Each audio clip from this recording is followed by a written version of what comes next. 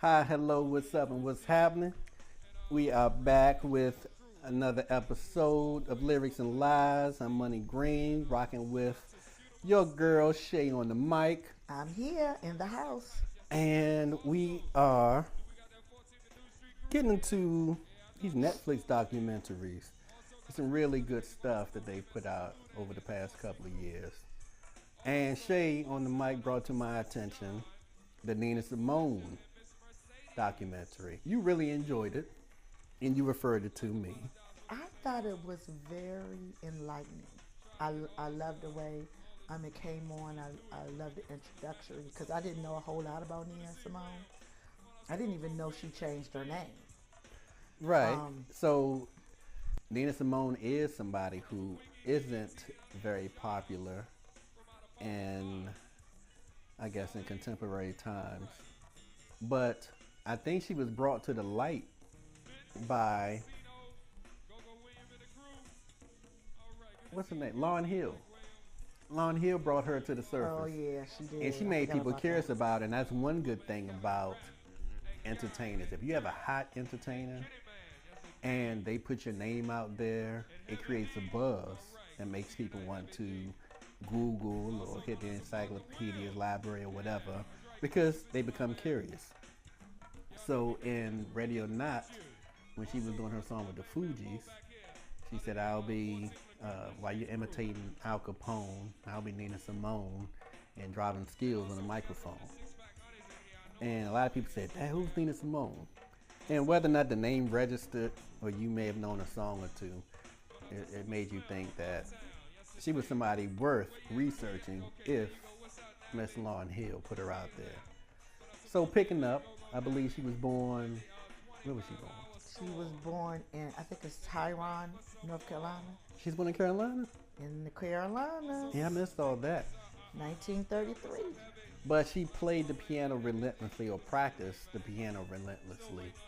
And that was actually what she was great at.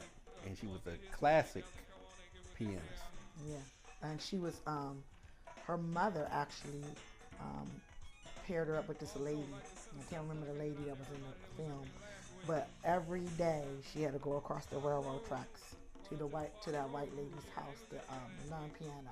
Right, And she and to the point that she didn't even have any friends because that's all she did was learn the piano. right, and that was so it was a major part of her life, and of course she experienced a lot of racism, and it's ingrained in us in society, and much more back then than now. But it's still things that are conditioned around us, or we're conditioned to follow. Nevertheless, it's interesting that when she was, I believe she was what, maybe 8, 9, 10 years old or what have you, and her parents were coming to watch her perform at a library, and she was bold enough to tell the librarians or the organizers of the event she was playing the piano in the library, and they said that It her was a parents, recital or something. right, and her parents had to stand in the back by the exit, and all the white people were seated. And she said she wasn't going to play unless her parents were seated. So that was deep, and I thought that was that was really good. major. That was bold for a young person or a child to say or to stand up. Because I don't think I would have been able to do that back then. Especially during the time frame it was. Right. Because that's ingrained in society back then. Yeah, I think I would have been like, all right, let me hurry up and play real quick so I can get back with my parents. It's messed up. They got to stand out there. But I think she thought it was important for her parents to see her accomplishments. So she wanted them to be in the front, like, look, I'm doing something. I've been practicing this for a long time. If I can sit in the front and play the piano for them, how come my parents can't be up here? No, and I understand what you were saying, but I think that's what she thought. But then you got the disrespect factor. And look, Yeah, maybe she was saying, wait a minute, I want my parents up here. Y'all gonna have all these white folks up here. At that young age, that was major, but it sort of let you know where her mind was and where she was headed or what trajectory she was going to take because she stood up for herself. So she moved on and she went away to school, and that didn't work out because of racism, and they kept bumping her from being able to go to a higher level into the program. So she ended up having to leave school because she couldn't pay tuition. Everything that they saved ran out. So then she hit Atlantic City, started playing the piano in clubs, and that's when she changed her name because she didn't want her parents to know. She didn't want her parents to know that she was playing the piano in clubs. And the club owner told her, you can't work here anymore unless you begin singing. Correct. So all this piano stuff is great, but if you're not singing too, then you got to go. We find somebody else to hire. Which let me know that she was actually not a real singer. And I say real singer as in somebody who practiced it or had a passion for it. Right. And she got a little bit of her background because she was in the church. Yeah, so she kind of had a little bit of knowledge of music, but not like you saying she wasn't going to learn vocal lessons or anything like that. And that's why her voice came out the way it did. Singing wasn't her thing, but she honed in on her craft. She had to survive. It was survival. But she honed in on it. After a while, people started loving her voice. Yeah, but it wasn't a craft. She just had to. It was like, look here, do this or else. And she was like, I can sing. And she came out with that voice, and they was like, all right, well, you singing, you're doing what we told you to do. But she could write pretty well, and her lyrics were very expressive, even though her voice was something totally different. And that's sort of what made her stand out. Yeah. Was that her voice was so much different from everybody else's. And along comes her husband, a.k.a. Ike Turner. What is his real name? I don't know his real name. I forgot his name right now. But did you say A.K.A.? He acted like Ike Turner. So there was this big bad policeman who obviously used to either bust heads or lock people up with the quickness. And he saw Nina. They started dating and kicking it. He quit his job as a policeman. Yeah, to be her manager. To be her manager. So that's where the Ike part comes in. And he really did a great job with her, but that was also to the detriment of her mentality or her mental strength or capacity or whatever, because she was working nonstop. Right, he worked her like Ike worked Tina. Yeah. And he said, get your ass out there, rain, shine, sleet or snow, your leg broken, you better hop on that stage. But one thing for sure, we gonna get this money. And I don't care if it's 7 days a week, we're getting paid. We're gonna book your ass relentlessly. So the money came in, the career prospered, big house, started a family, but she began to resent the music and working because she was away from her family and she was being worked so hard. So she had kids that she was unable to see. She only had one daughter. She had two. I thought she had 2 kids. No, one. Oh well, she like a little boy at first. It's the same person. But then he started abusing her and giving her left hooks and back slaps, and she was still hitting the stage. I think she started coping with it. But she went through a lot with him. I would say at the beginning of the career, he did really good. He managed her. He had stuff set up. He was able to manage her money, able to manage her. But I think his head got big as Nina Simone was very in demand. Nina Simone was in demand. Why do you think his head got big? Because I think he's like, okay, she's doing all these things and now I can work it. This is my angle. That's how I feel. I thought that's what it was from the beginning. I don't think she felt that way at the beginning. From how I was looking at the documentary. She probably said, I got somebody that's riding with me, but he quit his job. So from right. the beginning, so she he jumped felt in that there. He had her back. That's the reason why he quit his job. He did. But I think he took it to another level once he started managing her. Well, maybe him having a big head isn't the right thing. Maybe him getting or cracking the whip. What, Maybe the more. disciplining her? Yes. Yes, maybe that maybe more like it because I think his ego was always huge from the policeman thing. He was an authority That's the figure. thought, yeah. Yeah, so people always did what he told them to do. Like they said, when he came on the block and this police car got out, people were scattered. So he made things, move. And if he had that effect on other people, what effect do you think he had on the person who was right next to him, which is his wife? And you would think he would be loving to a woman. I don't get the woman abuse and stuff, but he was kicking ass and blacked her eyes and bust upside her head and did all types of stuff to her. And she still had to go on stage and perform. Right, so I think he was, I guess, overcome with greed. And we had to get all that we can get. Regardless of how popular she was, he was out there raking up. For real. But it's interesting that they talked about her appearance and people said she wouldn't succeed when she was growing up due to the size of her nose and her dark complexion and big lips. But that colorism, boy, would drive you crazy. Yeah. For real. And she went through it. She went through that. She went through the racism. She always wanted to play at Carnegie Hall, and she never got to do that. Put it this way, she got in there when she wanted to get in there, but it wasn't under the circumstances that she wanted. That she wanted to play. And her husband had to come out of pocket with her, and they did it themselves. So that was deep, and I'm sure the rewards were much greater, but she wanted to play that classical music.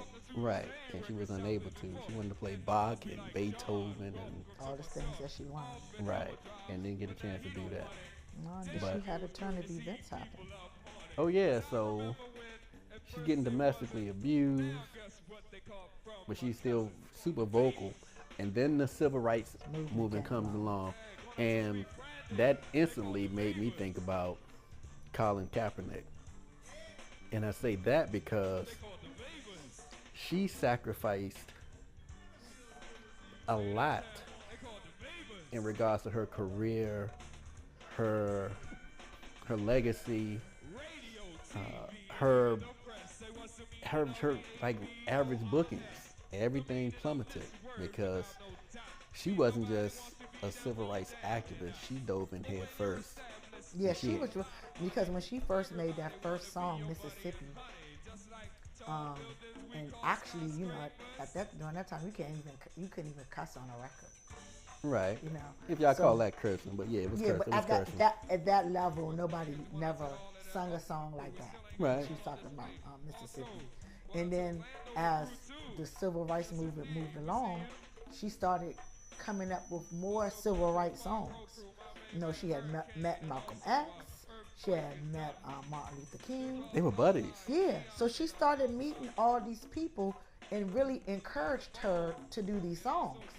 Right. And Malcolm X lived next door to her. Right.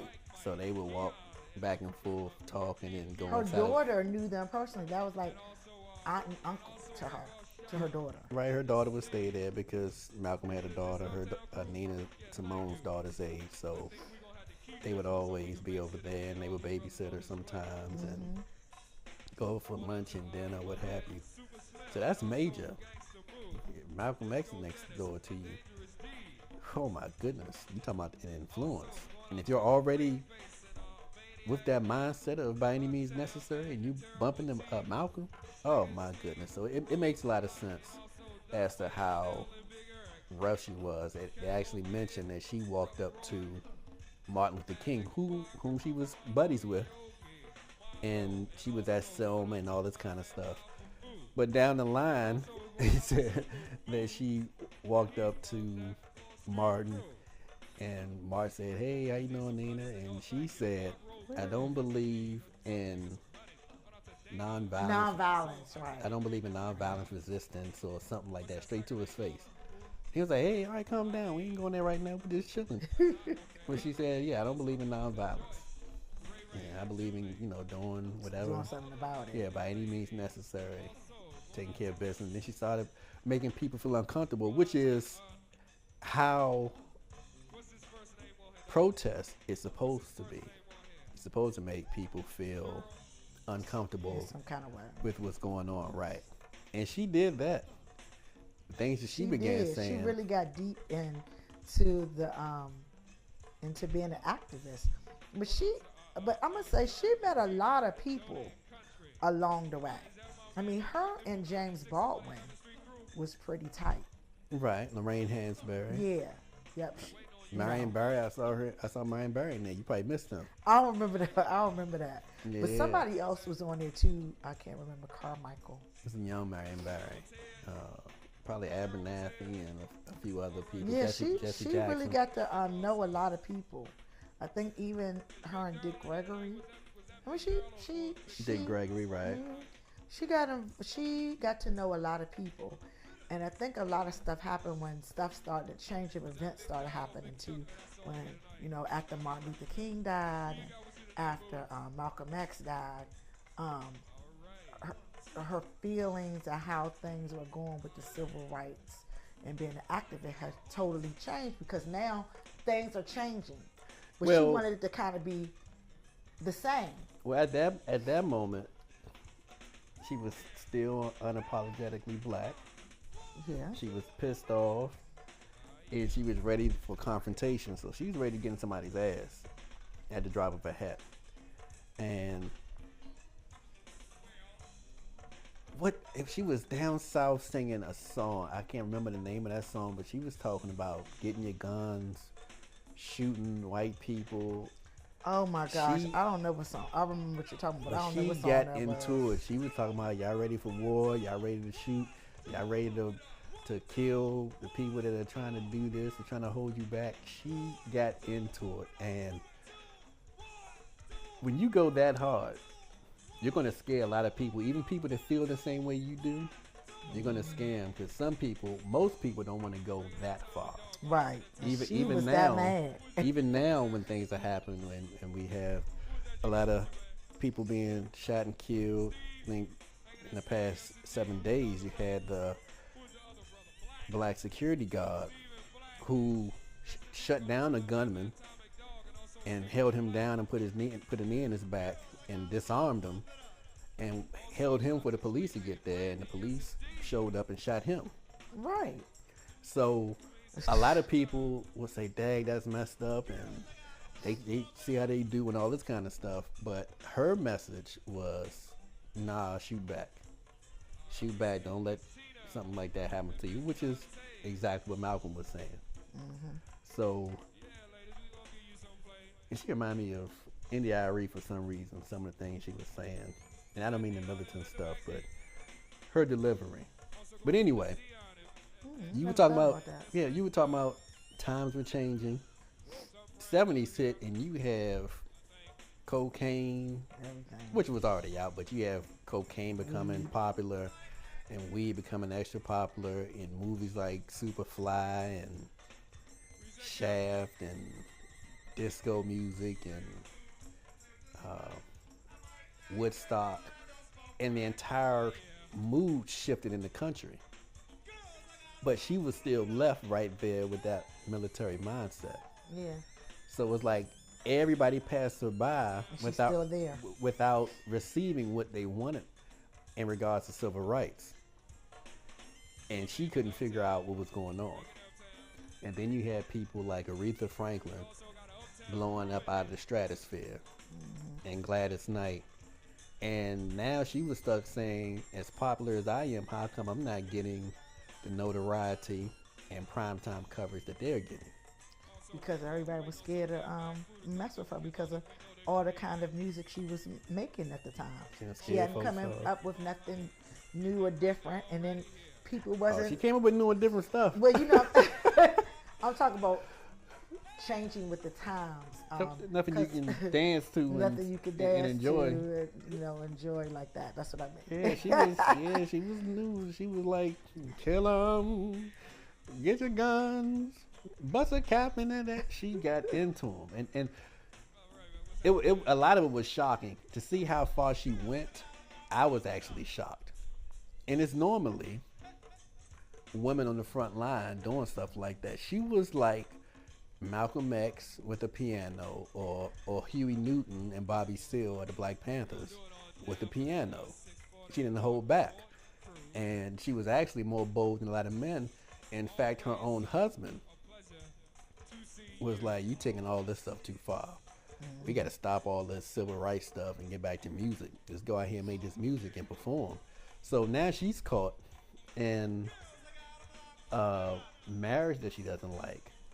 That she doesn't. I mean, with a manager that overworks her. Yes. Which happens to be her husband, which goes back to her marriage. Then she is missing her child. Mm-hmm. Then you have society and racism and everything else that's going on. And then you have the music industry passing her by. So she had a right to be angry. And it turns out that she was a manic depressive. Yeah. And she didn't even really know it. She knew something was wrong, but she just didn't know what it was. But out of all that stuff, who's actually at fault? And I don't always want to place blame, but yeah, you definitely have to just get into the issue sometimes. Who's at fault with all that stuff that went on? Well, I think when the civil rights was going on, for some reason at that moment, to me, it seemed like she felt liberated. Like, okay, now this is something I can get into. Like, even though you said she went too far with it, but I think for a moment that gave her something to believe in, something to fight for. And at that time, when her first song came out, everybody was almost rallying around her. She was the it thing because she's like, oh my gosh, this woman is singing about the things that we're talking about. Right. So, and then she went to the extreme and everybody like, oh, wait a minute. Okay, yeah, we understand you, you know, you're passionate about it, but you're going a little bit too far left with this. But I think she really felt really liberated to the point, too, that she was ready to leave her husband. I think being an activist gave her a voice at home. Yeah, but she didn't have the strength to fight back. And she definitely didn't leave for a long time. So during all that civil rights stuff, she stuck around. It could have been because of her daughter. Or could have been because he's the manager and everything was so intertwined that she just stuck through it. And he was the one that booked things and took care of everything. So in a sense, she wasn't leaning on him relationship-wise, but she was leaning on him business-wise. But I don't think she went too far with her message and her activism. Even though it was extreme, I don't think she went too far. I think the problem was she never formed a balance. So that's what too far means. Well, if you have a balance, that means everything you did was fine because you had other things on the other side to bring you down, so it could teeter back and forth. Everything that you did would sort of teeter in the middle. So it's almost like Aretha Franklin having all this secular music, and then she comes out with Amazing Grace.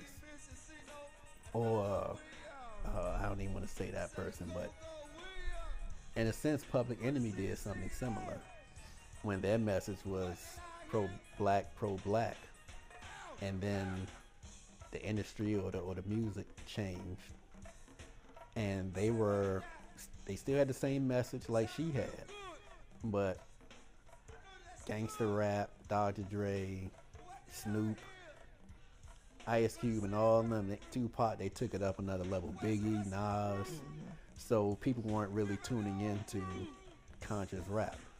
Just like people weren't tuning into Nina after a while. Of course, she had her group of fans, but the parade had passed her by. Mm-hmm. What else? So I think if she would have been more creative and delivered some other styles of music and try to keep her other fans happy, it could have worked out a little better.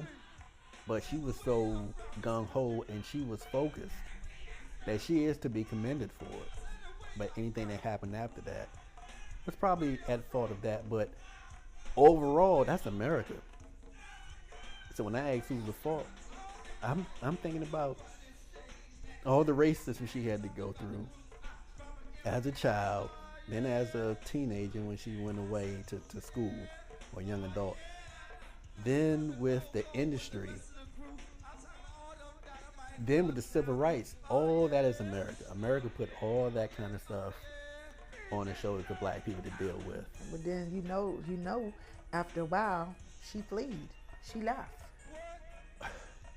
because she felt that the United States who loved her turned their back on her. That's why she left. We'll turn it back on all black people. Yeah, so she left and went to where did she go? To Libya. She went to first? Liberia. Yeah. She went to Liberia. And an interesting thing about Liberia, which blew my mind when I was in college, I had no clue this. I wasn't taught this in public schools.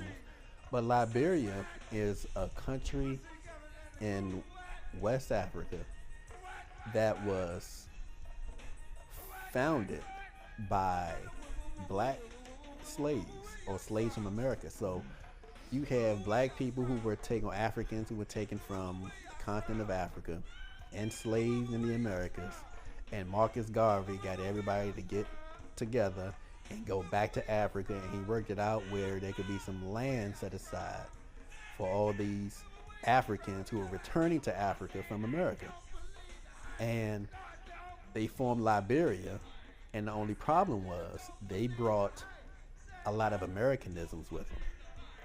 So if you do things a certain way in Africa, or you do everything a certain way in Africa, and you go to another continent and you learn those ways for 50 or 100, 150 years, 200 years, and then you go back, some of your practices and some of the norms may remain after being passed down from generation to generation, but a lot of Americanisms or aspects of life from once you came are going to be brought along with you. So there was a major conflict, and it's still there. Conflict between Africans who were always there, and then the quote-unquote new Africans that were coming back, because there's a major clash in lifestyle. This is how we do it. Nah, we've been doing this over here for thousands of years. Yeah, but we've been doing this over here, and it's a different take on it. It might be a little better.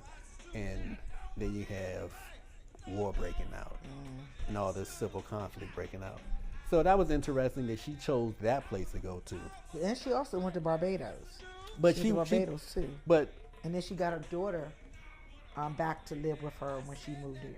Right. Okay. So she went there by herself, and she was enjoying herself. She bought a house. She lived carefree, stress-free. And what's interesting about that is she didn't pay taxes, which goes back to America. America puts all these things on you, and when you're tired, you're tired. So she went over there and said, forget America. I ain't paying no taxes. I'm over here now. And the house was eventually taken. That was in America, but she had a house in Africa. Right. And I'm thinking about Marvin Gaye. When Marvin Gaye got fed up with the IRS and them coming after him, and we're going to lock you up, and they tried to take all this money and everything. Marvin went broke messing with taxes, and Uncle Sam, he left the country and went to Europe and stayed in Europe for a long time. So a lot of these things play over and over again, whereas people like Wesley Snipes get locked up. Right. Marvin Gaye and Nina was like, man, we out of here, and we ain't dealing with all this BS. We leaving the United States, we're going somewhere else. Right. Period. So but another interesting thing is, before she went to Africa, she was saying, I'm not getting enough sex. Oh, and yeah. Only am I not getting enough sex, I'm not getting good sex. I want to get D down. And I said D down because Shay on the mic don't play that. She trying to put me in my place, so I don't say that eggplant emoji. But she wanted to get eggplant emoji down. Nina was like, give it to me, give it to me, give it to me. Good. Tear this stuff up. And she said her husband wasn't into all that. So it's like he was more about business. He wasn't holding her right. He wasn't eggplanting her down right. So they formed an open relationship. Yeah. Whereas we love each other and we're going to stick together. But I'm gonna have some friends, and you're gonna have some and you're friends. gonna have whatever friends you want over there, because you probably ain't gonna beat them down right either. So let me go out here and find another eggplant or two, and Nina Simone is gonna get it. So that was interesting, and then she started talking about, and then she talked about sex, and they had her voice dead, and they had her diary. I'm like, Nina was freaking and trying to get free. One thing I do like about this documentary, they had her vocals a lot in here. So she was being interviewed a lot through her time, that they kept it, and I like the way that they did it, and also her diary. Like you said, she did a lot of writing in her diary about what was going on in her life.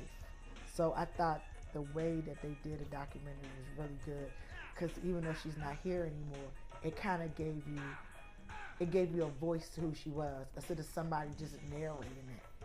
You got to know who she was. And she passed quite recently. Yeah. So all this time, I didn't even know she was still alive. I didn't know. She died in April 2003. Yeah, and I didn't know much about her at all. So I'm glad this documentary came out. I wish it would have came out in the 90s, because I definitely would have tuned in and became more familiar. And then I could have listened to her music in a certain way, whereas it would teach me, as opposed to just listen to any old CD and thinking that encompasses sort of her lifestyle or her message. But the documentary put everything in the and they in really the right haven't context. talked about her a lot. Like even Black History. Now I've heard a little bit about Nina Simone. People have referenced her, but not a whole lot like this documentary had came out. She, when I said unapologetically black, she was like, yeah, I may give you a wig here and there, but you're going to get a heavy dose of this natural hair. I'm not getting a nose job. I'm not bleaching any She ain't skin. do none of that. I'm keeping it. I'm not putting a whole bunch of makeup on, looking like Dionne Warwick. I'm being me. And she looked like almost like a Florida Evans on the piano sometimes. She said, I'm not switching up nothing. No. And she got her fame and everything that way. And it's interesting comparing her to some of the people now. I'm like, there's no way in the world a lot of these sisters, especially the younger sisters, would carry her appearance with such pride and just the, I guess I'm not gonna say royalness, but she just carried herself like she was a queen. Yeah, she had great style. I mean, some of the pieces, the clothing she wore wasn't bad, but like you said, I like that she didn't do all of that. She didn't have to mask herself. She was who she was, and people loved her for who she was. And then she went broke. Yeah, And that was heartbreaking, seeing those pictures and hearing about how she was living. And then some people But in her. someone always, see, it's good to have friends in high places, because those friends came around her and helped her, get back up off her feet, at least to be making a little bit of money. And the one thing she dreaded, which was singing, which she stopped doing for a long period. Yeah, That's she partly why she went broke and lost that house in Liberia. She had to go back to performing, and she didn't want to. I guess the only bright part was she was playing on, I'm not gonna say on her terms, but she wasn't playing under the authority of her husband, Correct. Yeah. which was her manager. Now she was playing for survival like she was in the club originally. So when she came back, it was like she was a teenager or a young adult again, playing in a small, swanky hotels. And that was heartbreaking, and to see how she was dressed and her being homeless and everything. But they got her diagnosed with depression and her being bipolar, and got her the proper medication, and I guess some of her relationships became secure. Yeah, her relationship with her daughter, because remember too, she started beating her daughter. She became abusive She like her became husband. abusive to her daughter, like you correct, like her husband did to her. They say hurt people. So her husband whooped her ass and beat her up. And then when her daughter got a little older and moved to Africa with her, she started whooping her ass and beating her up and being a bully. And I'm sure she said a lot of the same things her husband said to her, judging by what the daughter said she would say. I Right. said, that sounds like something a man would say to a woman or a man would say in the heat of battle when he meets his opponent down. But you know, it's surprising me that the father never, well, if this happened, we don't know, never touched the daughter in the house. Never was abusive to the little girl. I don't remember her saying that her father was abusive to her. He wasn't, because she ran to him. Right. She had to escape this abuse, and she ran back to her father. So that's surprising that he wasn't abusive to her. Yeah, I think that was a man-woman thing as opposed to a father-daughter thing. Yeah. So it's interesting you bring that point up. I didn't even think about that. Because sometimes when there's abuse, it's abuse in the whole house. A lot of times. Yeah. But so this was different. Yeah, but I think the daughter was also in line. You know what I'm saying? As my daddy, take the trash out. There's simple things with her. Do this and do that. But when Nina Simone had a man slipped her a letter after a show, he went berserk and beat her up. So that's different. That's a relationship, man and woman, as opposed to father-child. So if you all get the opportunity, definitely check out the documentary on Netflix, What Happened to Miss Simone. Mm-hmm. It's definitely worth watching. This is Money Green. And Shay on the mic. And we are signing off.